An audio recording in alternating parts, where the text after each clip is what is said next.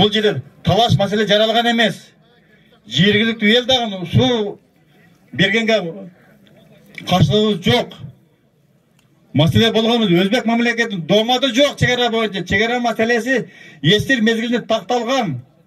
Ошол суны тосқан дамбанын дағын тосманын.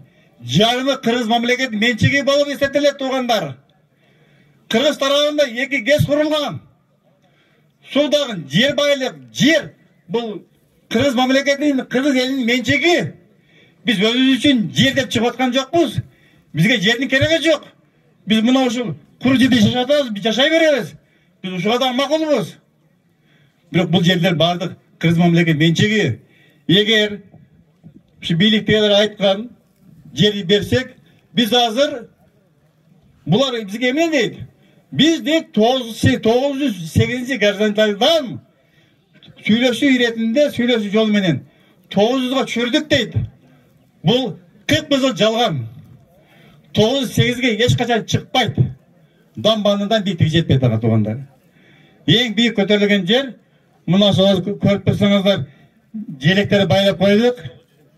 Ошол 900 горизонталь ағадан шыққан емес. Алдық мұна ұрған балда тұрған жол 888, 2 метр, 1,5 метр ылдый тұрады. Ушыл жерге су шыққан.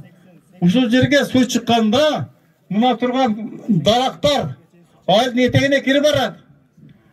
Ағана көрініп тұрған қоңшы айдың алға етегіне кіреді. Ошында суының дыңғылға қамалған дымы құршап көпіресіне жақын қалады туғандар. Бұны беріп қойсақ, бұл Өзбек мемлекеті Қырғыздың жүрегін мұнда мұқшып тұрады дегенге барабар. Себебі бұл су сақтағыш. Қолдың 5 манжасында 5 сала болып кіреді. Бұны тосса өзбектер. Ұшыл температуратын тегерегі 1000 гектар шекараны тосады.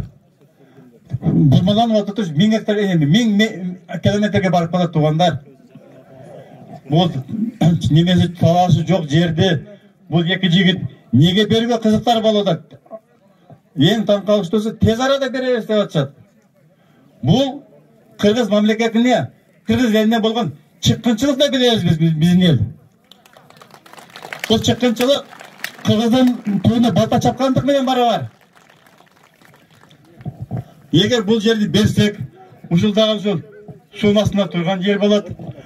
Бұлар дағы дүниелік